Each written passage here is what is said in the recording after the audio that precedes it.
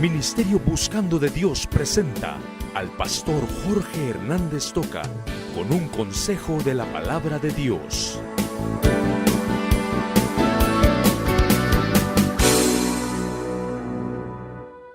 Que Dios tiene para nosotros en este pasaje.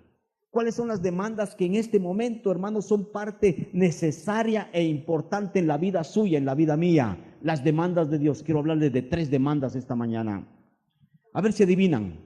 Hubo un hombre de Dios, que a regañadientes Dios lo mandó a una campaña evangelística.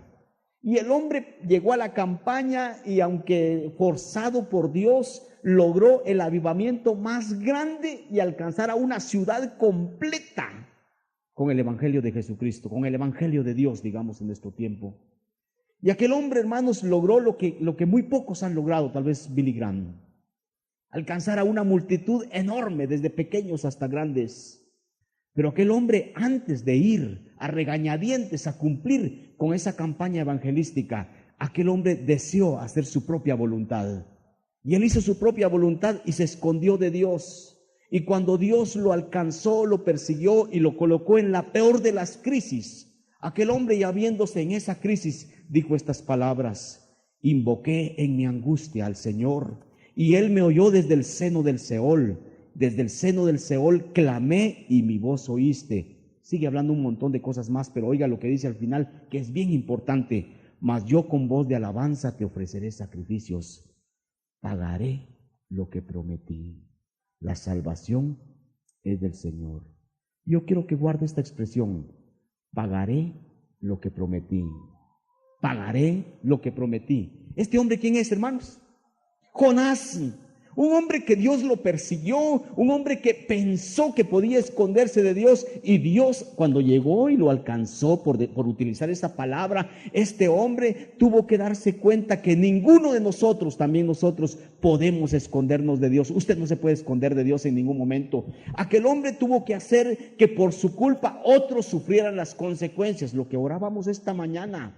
Yo no quiero que Dios nos pueda castigar como familia por señoritas, por jóvenes que desobedecen a Dios, y que la consecuencia de tu desobediencia alcance a tus padres, así como la desobediencia y el pecado de muchos padres ha alcanzado a los hijos.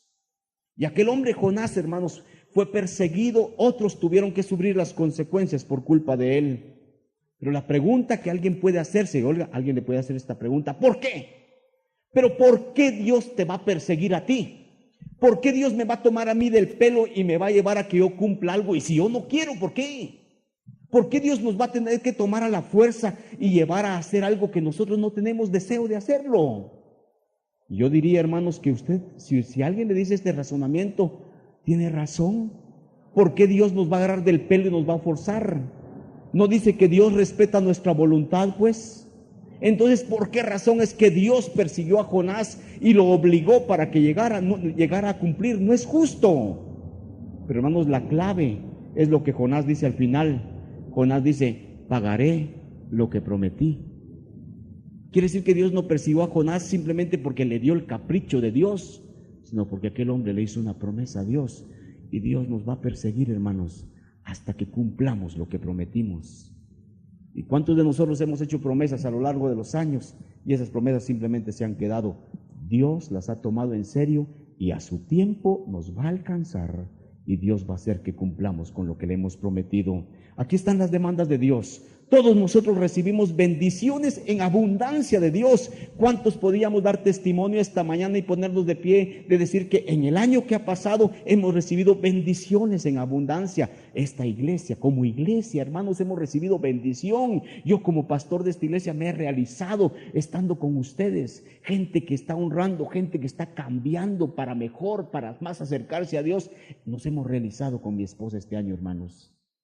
¿Cuántas bendiciones? Y Dios simplemente nos está dando y nos está dando, y lo único que pide a cambio es que creamos. Por eso que aquel rótulo: creo, soy digno, crece como un gigante. Usted cree y usted es digno de recibir todo lo que Dios le tiene prometido. Pero oiga esto: cuando nosotros por gratitud, después de estar recibiendo tantas bendiciones de Dios, la venida del Señor Jesucristo a morir por nosotros, a darnos la limpieza de pecados, la vida eterna y tantas cosas, por gratitud, que es lo mínimo que podíamos dar. ¿Cuántos de nosotros por gratitud le hemos dicho, Señor, aquí está mi vida para que la uses? Aquí estoy para servirte en lo que tú quieras, Señor. ¿Cuántos hemos caído de rodillas diciéndole, Señor, toma mi vida? Por eso cuando las quinceañeras pasan al altar, eso es serio. Oye, Nancy, ya te va a tocar venir aquí al altar, hincarse, Señor, aquí está mi vida, te ofrezco mi vida. Mucho cuidado, porque después esa vida la pueden manosear los muchachos, esa vida le pueden hacer daño los hombres si tú no estás bien con el Señor. Por eso es que ese compromiso de 15 años no es un juguete, porque hermanos, Dios está tomando en serio y Dios nos va a pedir cuentas. Pero hermanos, cuando nosotros por gratitud vamos y decimos, Señor, aquí está mi vida, entonces el Señor nos demanda que paguemos los votos. Pagaré lo que prometí. Es bien serio, hermanos. Ahora, yo digo que tenemos que hacer promesas al Señor. Y esta mañana yo quiero hablar de 3 demandas. La primera demanda de mi Dios, reverencia ante su altar. Y digo ante su altar porque aquí está su altar. Este es el altar de Dios. Hay unos reclinatorios. Reclinatorio se llama el instrumento, pero el lugar es el altar de Dios. Cuando usted pasa aquí, no pasa a un reclinatorio, pasa al altar de Dios. Usted y yo estamos ante el altar de Dios. ¿Y qué es la primera demanda de Dios? Reverencia. Porque cuando tú vayas a la casa de Dios, guarda tu pie y acércate más para oír que para ofrecer el sacrificio de los necios, porque no saben que hacen mal. No te des prisa con tu boca. Estamos en la presencia del Señor. ¿Se acuerdan el domingo pasado que estábamos diciendo que usted le tenía que decir al vecino? ¿Qué le tenía que decir al vecino? El Señor está aquí. Y que cada vez que usted mire que alguien pierde la reverencia, cuando usted mira que alguien se pone a contar sus historias o contar chistes o cosas con el vecino, acérquesele y tóquele la espalda y dígale, el Señor está aquí. Y hermanos, cuando nosotros entramos conscientes de que aquí está el Señor, entonces la palabra dice, cuando vayas a la casa de Dios, cuando vayas al lugar de adoración, cuando tú vayas a la celebración, a tu iglesia, guarda tu pie. No quiere decir que se cuide porque la alfombra está mala y que se puede caer, que el piso está muy lustrado. Esperamos que un día lo lustremos bastante y que esté bonito y se pueden resbalar. Guarda tu pie, está diciendo el Señor. Estás a punto de correr un riesgo. Cuando entres a la casa de Dios, corres un gran riesgo, porque el diablo va a principiar a tentarte, a distraerte. Vas a correr un riesgo de caer y de fracasar. Cuidado cuando entres a la casa de Dios. Hermanos, al entrar a la casa de Dios, nosotros tenemos 2 opciones y 2 calificativos. La primera opción es abrir nuestros oídos y cerrar la boca. Esa es la primera opción. Yo voy a entrar a la casa de Dios con el deseo de escuchar, de aprender de Dios y a cerrar la boca. Cuidado con que me malinterpreten. De que entremos a la casa de Dios, ya ni saludemos, entramos, nos sentamos, empujamos al vecino y ahí estamos. Dice el hermano que no hay que hablar. Es que la Biblia dice que no es eso. Yo quiero que usted entre aquí contento. La casa de Dios para mí no es para estar serios. No es que usted venga con cara de nudo y que aquí esté así con esa cara. Aquí es para reírse. Esta casa de Dios es para estar contentos, para que estemos felices y nos podemos reír. Estaba oyendo el cassette del domingo pasado. Yo no sé qué dije, pero se rieron en cantidad. Digo, está bien, estamos contentos. Pero reverencia, ¿verdad? Si yo vengo a un lugar para estar amargado, yo no entro a ese lugar. Este lugar tiene que tener un ambiente tan sabroso, que vengamos y que estemos contentos, que palmemos si queremos, que alabemos como querramos, pero que vengamos a lo que venimos. Pero si yo vengo a contar mis historias, qué hice ayer y qué te pasó, dónde nos juntamos hoy, estoy perdiendo reverencia. Cállese. La primera opción es abrir los oídos y cerrar la boca. Y la segunda opción, por oposición, es la de venir a abrir la boca y cerrar sus oídos. Usted abre la boca para distraer al vecino. Usted abre la boca para decir ociosidades y cosas que no tienen sentido ni valor, para venir a hacer promesas que no tienen validez o que no tienen base. Y hermanos, cuando hablamos de eso, yo quiero decirles que hubo un hombre que vino delante de Dios y que hizo una promesa. Le dijo, me voy a la guerra, Señor, y cuando yo regrese de la guerra, si tú me das la victoria, a la primera persona que aparezca en el pueblo dándome la bienvenida, lo sacrifico para ti. Oiga, Dios nunca ha pedido un sacrificio humano, pero aquel hizo una promesa insensata y tonta, y resulta que la primera que sale a recibirle, su única hija, y aquel hombre, ¿cómo se llama? Jefté, tiene que matar a su hija y sacrificarla por una promesa tonta que hizo. Cuando tú vayas a la casa de Dios, guárdate para presentar, ahora vienen los calificativos, yo vengo a abrir mis oídos y a cerrar la boca, o vengo a abrir la boca y a cerrar los oídos. Dos calificativos. El primer calificativo que está sobrepuesto aquí es el calificativo de sabio. ¿Cuántos de nosotros somos sabios al entrar a la casa de Dios? ¿Cuántos de nosotros venimos a lo que venimos? Porque sabemos en dónde estamos. Pero el otro calificativo es el de tonto, insensato o necio. Porque yo vengo a hacer algo diferente a lo que tengo. Reverencia. La primera demanda de mi Dios es reverencia aquí ante su altar. Hermanos, reconocer que reverencia tiene que ser una palabra que la distingamos con respeto. Reverencia es respeto. Aquí está el Señor, y cuando el Señor está presente y es sensible, yo voy a guardar ese respeto. Es reconocimiento de la dignidad grande de Él, porque Él está en el cielo, dice la Biblia, y la indignidad nuestra, que somos humanos, que estamos en la tierra. Cuando la Biblia dice Dios está en el cielo y tú en la tierra, no habla de enorme distancia. ¡Hala, qué lejos está! Está hablando de posición. Él está en el cielo y tú eres terrestre. Hermanos, habla de respeto absoluto hacia nuestro Dios. Y hermanos, nosotros tenemos que recordar que cuando venimos a este lugar, venimos al lugar adecuado para la adoración, para aprender de la palabra de Dios, y que Dios nos ayude a cumplirlo. Un necio, hermanos, un necio no está consciente del lugar donde está. Un necio entra a este lugar y es la misma cosa como entrar al estadio. Les voy a confesar un pecado. El jueves, como no hubo culto aquí en la iglesia, me llevé a mis dos hijos, primera vez en este año, y nos fuimos al estadio. Estábamos en el estadio ahí y viendo que todos tiran naranjas y nosotros ahí, ¿qué hacemos? ¿Tiramos o no? Tuve que no tirar y prohibiéndoles a mis hijos, cuidado, tiran algo, cuidado algo, no lo saco ahorita. Estuvimos en el estadio, pero hubo un momento, hermanos, en que yo me sentí re mal en el estadio.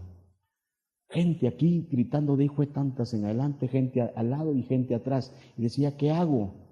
Si ese es el ambiente, ¿por qué les voy a decir no sean malcriados ustedes? Y hermanos, estuve ahí gozando porque quería que mis hijos una vez en el año entraran al estadio, solo a gritarle a Luis Palau, he entrado ahí. Entonces que entren a gritarle a los Cremas, y le gritaron a los Cremas. Gustavo bien aburrido, no le gustó el partido. Hermanos, era un ambiente de vulgaridad. Ese era el ambiente. ¿Cuántos nosotros entramos a la casa de Dios como que estuviéramos en el estadio, no por vulgares, sino porque se nos olvida que aquí está Dios?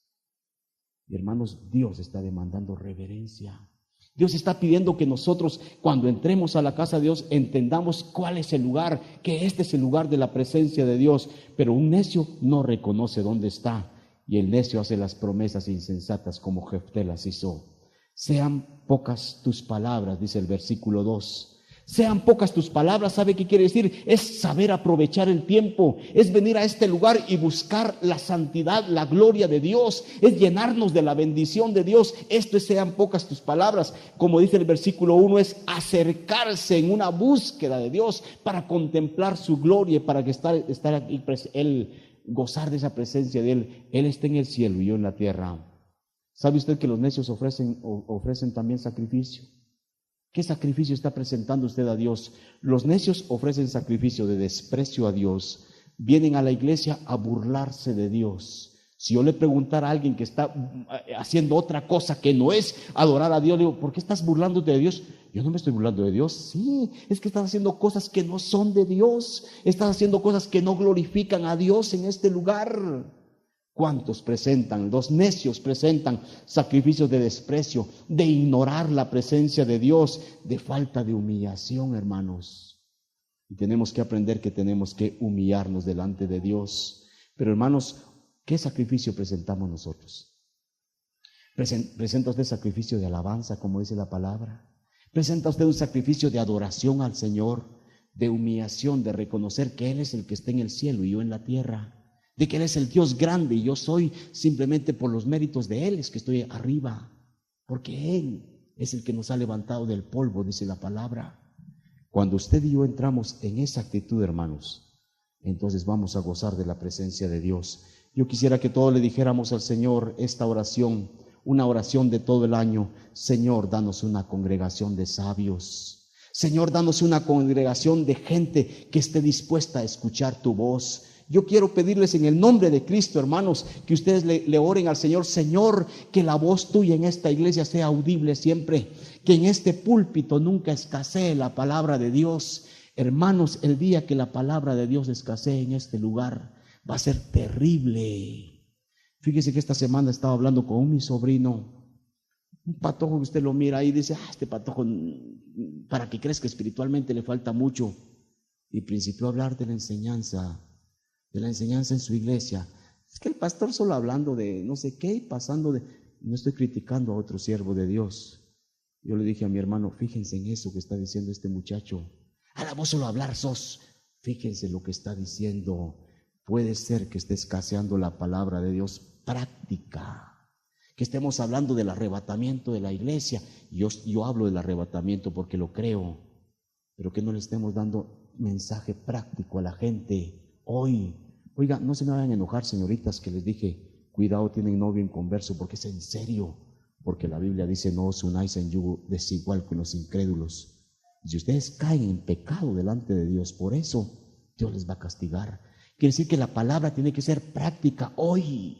Para usted, hermano, para que no caiga en pecado, para que no caiga en adulterio, hermano, hermana. La palabra de Dios tiene que ir a golpearnos, a lastimarnos.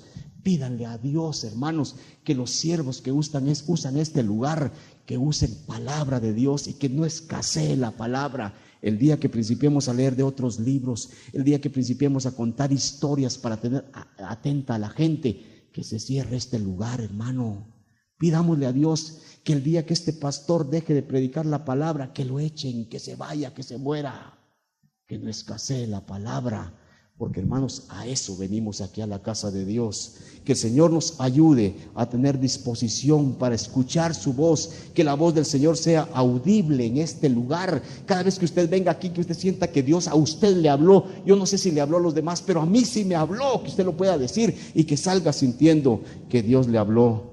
Y que el Espíritu Santo siempre se mueva, que redarguya, que zarandee la vida de cada uno de nosotros. Aunque muchas veces nos enojamos, es que hoy fue duro, es que fue para mí, pues para usted fue. Recuerde, hermano, y recuerde lo que yo he repetido mucho, en esta iglesia yo no tiro indirectas a nadie. Todo lo que le va a usted es directo, no es indirecto. Si yo sé de usted, le voy a ir a hablar a usted. Si yo sé de que hay pecados en la iglesia, yo voy a tocar ese pecado aquí en la iglesia. O usted se va o me voy yo, pero la palabra la vamos a seguir insistiendo y la vamos a seguir dando. Demandas de Dios. Primera demanda, reverencia ante su altar.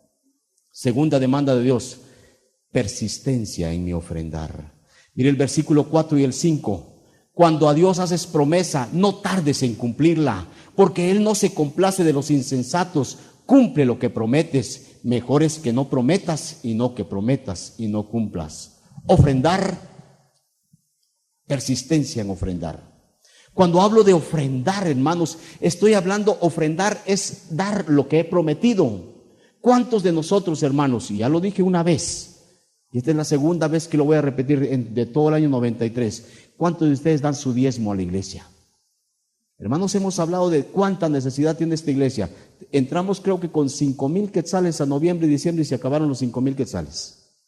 Porque, hermanos, noviembre y diciembre, todo el año estamos juntando dinero, porque noviembre y diciembre es un gasto terrible aquí en la iglesia. Me tienen que dar mi ofrenda, tenemos que gastar en todo lo de Navidad, en todas las cosas. Increíble que se va todo el dinero.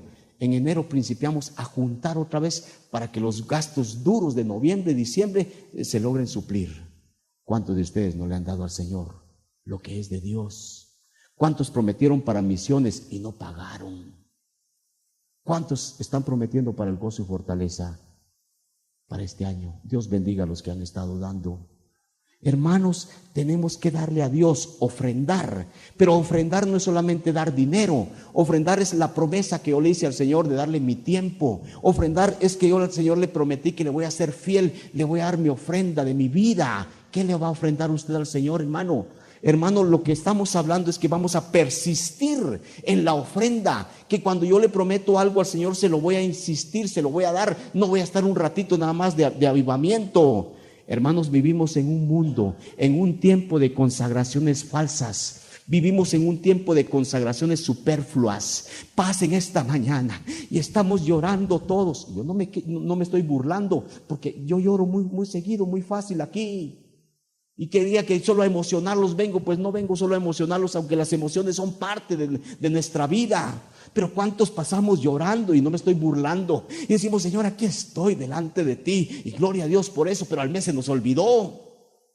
Cuando tú prometas algo, una ofrenda al Señor, persiste en tu ofrenda. Y eso es lo que el pasaje nos está diciendo. Tenemos que ser constantes, porque ahora hay ofrendas, hay consagraciones superficiales y falsas. No nos da pena a muchos de nosotros, hermanos, dejar a medias nuestras promesas. ¿Qué pasó con su promesa, hermanos? Simplemente con una respuesta así, pues no se pudo.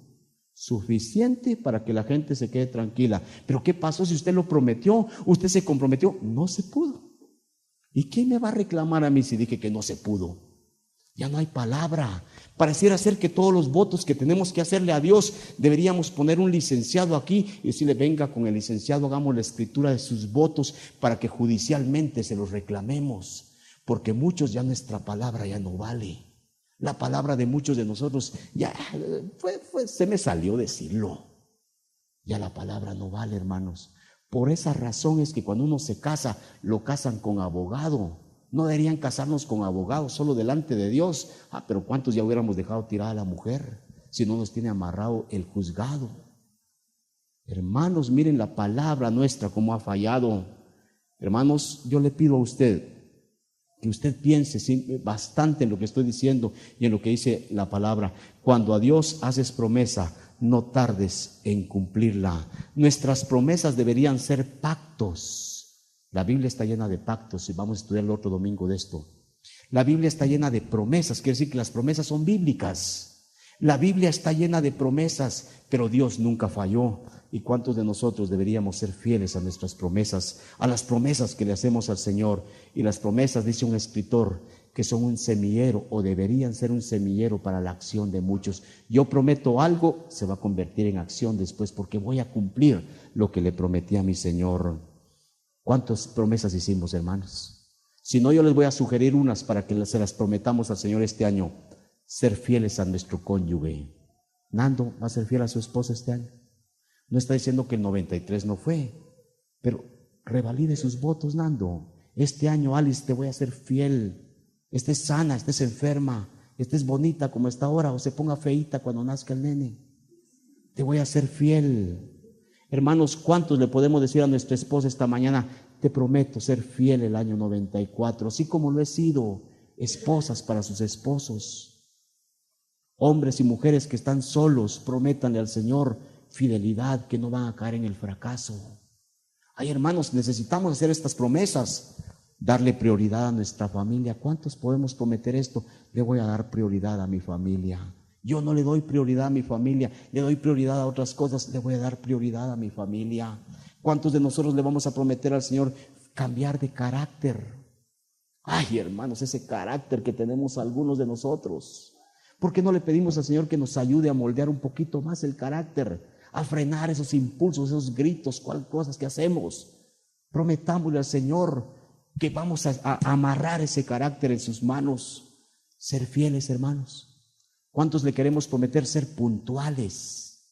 10:30, 7 de la mañana oración, 9:30 escuela dominical, 10:30 en punto la celebración. ¿Cuántos le vamos a prometer ser fieles, ser puntuales a nuestro Dios? ¿Cuántos vamos a prometer, aunque eso no debería ser promesa, leer la Biblia todos los días? ¿Cuántos? Cuando se pueda. No. Acuérdese, si usted come físicamente todos los días, ¿por qué deja de comer espiritualmente? ¿Cuántos vamos a prometerle 10 minutos diarios de oración? Me voy a apartar 10 minutos y aunque se caiga la casa, 10 minutos diarios a orar. Usted va a ver los milagros en su casa. Va a ver los milagros en toda su vida. ¿Cuántos vamos a prometer? ¿Se acuerdan cuando pasamos con nuestros niños? Y aquí está el niño con el pastor y el príncipe al chillón, a hacer la bulla, y el pastor se pone nervioso, pero oramos. ¿Y qué hemos prometido los papás? Señor, yo te prometo ser fiel y voy a ser ejemplo de mi hijito para que crezca. ¿Cuántos papás hemos sido ejemplo este año? Prometamos ser más ejemplo, hermanos, para nuestros hijos. Pero mire el versículo 4, ¿cómo dice? Cuando a Dios haces promesa, no tardes en cumplirla. ¿Qué dice el versículo 4? Fíjese que el versículo 4 lo único que hace es darnos un recordatorio de lo que es nuestra obligación. Si le hiciste una promesa al Señor, yo te lo estoy recordando. Guarda tu palabra empeñada. Le diste tu palabra al Señor, cúmplela. Dios te creyó cuando tú le hiciste el voto. Eso es lo que está diciendo este pasaje. Y el Señor no se olvida. Pero miren el contraste, el versículo 5. Mejor es que no prometas y no que prometas y no cumplas. Un verso mal utilizado, óigalo por favor, porque de repente es para alguno de ustedes. Un verso mal utilizado por los cobardes y por los irresponsables es el versículo 5. Yo no prometo nada, hermano, porque la Biblia dice que es mejor no prometer que no cumplir. Así es que es bíblico lo que estoy haciendo, no prometo nada. Cobarde, irresponsable, porque yo en mi trabajo, hermanos, a mí me dicen que a las 7:30 entre, y a las 7:30 estoy entrando, y cuando entro a las 8:20 ya estoy viendo si no está el jefe por ahí para esconderme, y si me mira el jefe, ¿qué pasó? Espero que no se vuelva a repetir. No, discúlpenme, es que las camionetas, es que me atrasé. Cómo somos de responsables en nuestro trabajo. Pero para Dios, a Dios que se espere. Hermanos, necesitamos ya reaccionar de que es a Dios, pero yo no hago promesas, los cobardes no hacen promesas. ¿Sabe qué digo yo? Nosotros no deberíamos hacer promesas tontas, insensatas como Jefté, pero hermanos, hacerle promesas a Dios. Por gratitud de todo lo que Dios me da, yo debo estar de rodillas entregándole mi vida completa al Señor. Así es que el versículo 5, si usted quiere, utilícelo usted. ¿Y cuánta gente dice, para quedarme a medias, mejor no prometo nada? El verso 5 me está respaldando. Yo sí hago promesas a mi Dios. Yo le he prometido fidelidad este año, y le he prometido que voy a entregarle todo mi esfuerzo al Señor este año, y que voy a atender más a mi familia, y que voy a estudiar más su palabra, para que nunca escasee la palabra aquí. El Señor me va a ayudar, porque hermano, yo le voy a hacer promesas al Señor confiando en que Él me va a ayudar para que yo cumpla. Hermanos, no estamos haciendo promesas simplemente que salgan las promesas y a ver cómo cumplimos. Dios va a estar con nosotros para ayudarnos. Y acuérdense de Filipenses 4:13, todo lo puedo en Cristo que me fortalece. Y yo le voy a prometer al Señor muchas cosas y Él me va a ayudar para que yo pueda cumplirlas. ¿Qué promesas ha hecho usted, hermano? ¿Qué promesas ha cumplido y qué promesas no ha cumplido? Es usted de los que se están apoyando en el versículo 5. Yo no prometo nada, hermano. A ver qué sale. Hermano, si tenemos aquí 15 de ustedes que están basándose en el versículo 5, estamos mal, hermanos. Vamos a prometerle al Señor, hermanos, con la ayuda de Él vamos a cumplir. ¿Cuántos de nosotros esta mañana tenemos que decirle, perdóname, Señor, yo no soy agradecido, yo no me he atrevido a prometer nada? Otros podemos decir, Señor, yo te prometí muchas cosas y no las cumplí, perdóname.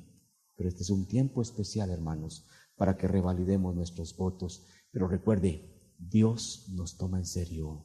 Demandas de Dios, 2 demandas llevamos. Reverencia ante su altar. Cuando vengas a su casa, ven a adorar. Segundo, persistencia en ofrendar. Guarda tu palabra empeñada y cúmplela.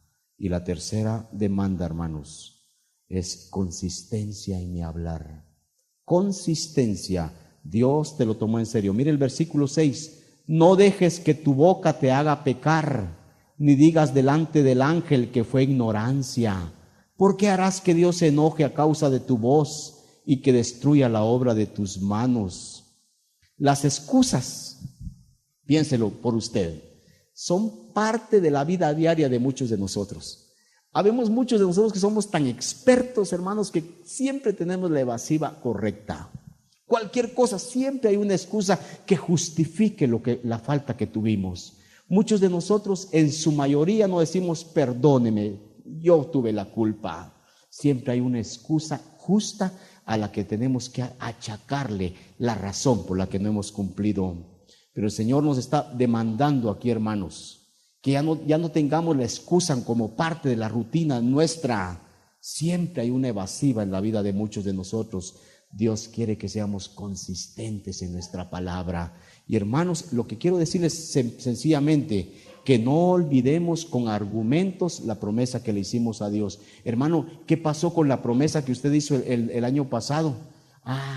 No lo pensé bien, fíjese. Pero usted lo prometió, sí, pero no lo pensé, pero lo prometió. Cúmplalo.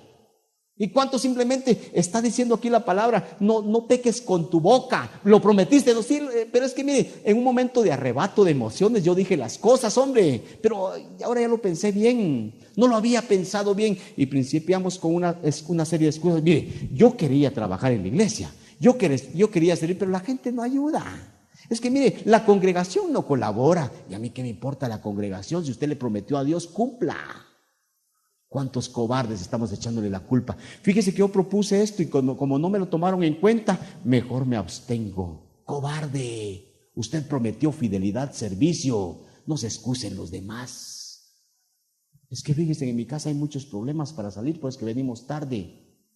Hermano, cada uno de nosotros tenemos que ver que no pequemos con nuestros labios, dice la Biblia. No dejes que tu boca te haga pecar, ni digas delante del ángel. El ángel, hermanos, va a ser el mensajero de Dios, que siempre va a levantar Dios aquí a alguien para que nos recuerde qué pasó. ¿Qué pasó? Y usted va a pecar delante de Dios. ¿Y sabe cuál es la reacción de Dios, hermanos? Vas a hacer que Dios se enoje y que Dios destruya la obra de sus manos. ¿Cuál es esa obra? No vaya a ser que un día Dios te diga: venite, Roberto, mejor te vas conmigo, porque no estás cumpliendo. Hermanos, estos versículos son serios. Hermanos, ¿cuántos de nosotros estamos diciendo mejor para no fallar? Yo no prometo nada. Pues lo óptimo, hermanos, es prometer, sabiendo que Dios nos va a ayudar para cumplir. ¿Cuál es la demanda de Dios? Que, hermanos, nosotros no pequemos con nuestro hablar. Que nuestro hablar sea consistente, definido, hermanos. En otras palabras, que yo tenga carácter. Que usted y yo seamos personas de carácter. Señor, yo te prometí fidelidad, voy a ser fiel. Yo prometí leer tu palabra y la voy a leer, porque de todos modos el beneficiado soy yo, Señor. Hermanos, que le hagamos promesas claras y sencillas al Señor. Y mire cómo finaliza el versículo 7. Mas tú teme a Dios. Hermanos, ¿cuántos estamos jugando con nuestras promesitas? Señor, te prometo, hoy sí te doy mi diezmo, Señor. Dios manda una prueba. Ay, Señor, perdóname, hoy no me alcanzó para el diezmo. Si el diezmo es lo primero que uno aparta. Yo recibo 100 quetzales, lo primero que aparto son los 10 quetzales de mi Señor, hermanos. ¿Por qué no lo aparta? Es que no me alcanza, es que primero el Señor y lo demás le va a abundar. Créalo, muchos lo hemos experimentado, hermanos, créalo. Dios es fiel y Dios de veras cumple con su promesa. Yo quiero que usted recuerde, para finalizar, la expresión de Jonás: pagaré mis votos, pagaré mis votos. Y que recuerde la última parte del versículo 7, teme a Dios. Y esta mañana yo les pido que finalicemos. Ministerio Buscando de Dios presentó al pastor Jorge Hernández Toca con un consejo de la palabra de Dios.